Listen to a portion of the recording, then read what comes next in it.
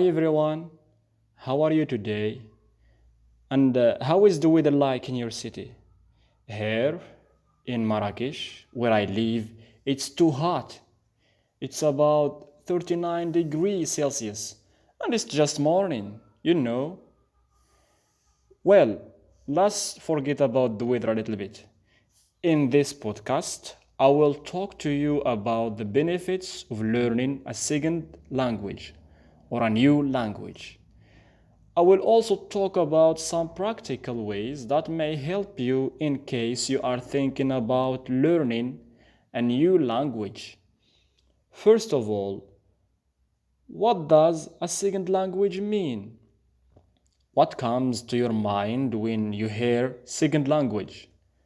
Well, we as humans are born and we grow up in societies and communities. And in these societies and communities, we need to communicate and talk to each other all the time. That's why we use language. So, when you are born, you find yourself in a society that speaks a certain language, and as you grow up, you acquire this language from your community. This language, the language spoken in societies where you are born, is called the mother tongue or mother language. For example, if you are born, let's say, in France, and you grew up among people who speak French, then your mother tongue is French. If you are Moroccan, your mother tongue will be either Tamazight or Moroccan Arabic. So a second language is a language that you learn at a later time in your life, in addition to your native language or mother tongue, as we mentioned earlier. For example, the official second language in Morocco is French. I said it's official because it's taught in Moroccan schools from an early age. Students start to learn French since their second year at primary school. And some of them start to learn it even before enrolling on primary school. So, have you ever thought about learning a new language? In case you haven't, I think it's time. You would better try because learning a new language is fun and enjoyable. It's also one of the best things you can spend your time doing. I know that learning a new language can be frustrating. You know what does the word frustrating mean? Frustrating is an adjective used to describe something that makes you feel angry and discouraged, that makes you lack courage. Don't worry, that's quite normal. Just don't give up and focus on your goals.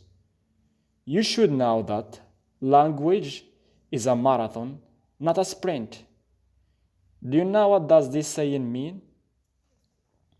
Well, you know that a marathon is a long running race that takes time and energy. It requires much time and much energy. On the other hand, a sprint is also a running race, but it's over a short distance and at a very fast speed. So, when you are running a marathon, you should go at a steady pace and manage your energy until the end of the marathon. The same thing goes for language. You cannot learn a language in a week or in a month. It will possibly take you years to master a certain language. That's why you need to divide and manage your time and your energy as well. So if you have just started learning a new language, it's better to start with maybe 15 to 13 minutes every day than to study 2 hours one day every week. Besides, if you divide your language learning time into short periods, you will also find time to learn something every day, even if you are busy, even if you are at work. Learning a language for a short time can also help you overcome your frustration. You can learn for 20 or 30 minutes, and when you get tired, you can do something else, such as taking a walk or talking to a friend or a family member. So, in my opinion, a new language learner would better start with 15 to 30 minutes a day, and once they are comfortable with this amount of time, they can increase their learning time a little bit. For example, if you go on learning 20 minutes every day for 1 month, the next month you may want to increase your language learning time a little bit more, maybe to 35 minutes or 40 minutes. And always remember that language is a marathon, not a sprint. So don't be discouraged once you don't feel any change in your level. Believe me, there is always a change, but you will only see it in the long run. Some people, if not most of them, find it difficult to learn a language from grammar and vocabulary books. Don't worry, because there are many other ways you can follow to learn a new language. Well, I know that grammar and vocabulary are important, but starting with them can make it hard for you to go on learning. So, personally, I advise you to use learning methods which make you feel comfortable. Learning methods in which you feel comfortable. For example, let's say you like to learn language through books and novels. Try to start with short stories for kids. Why? Because their language is quite simple and they are very short. In addition to that, kids' short stories also have pictures on them, and this can help you understand the content without having to understand all the words.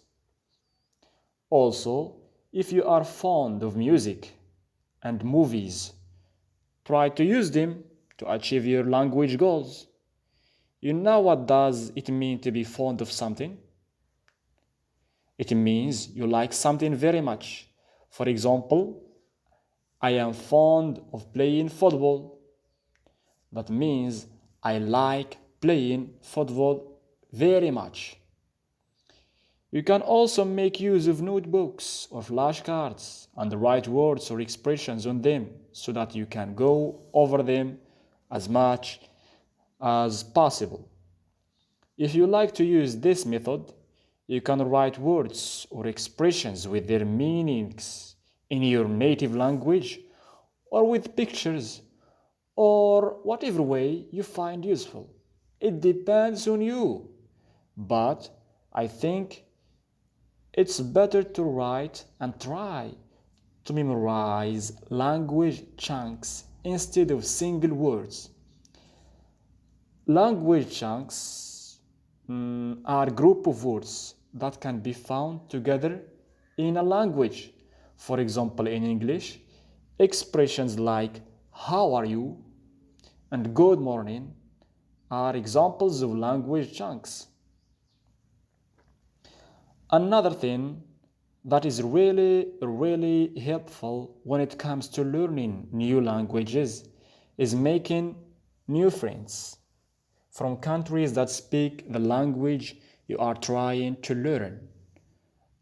For example, if you are learning English, why don't you try to find some friends from the US or the UK or any other country that speaks English?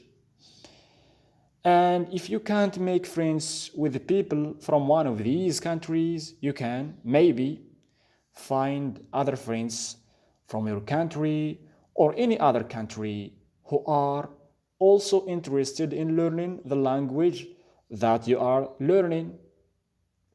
This way makes you kill two birds with one stone, making new friends and learning a language in a fun way.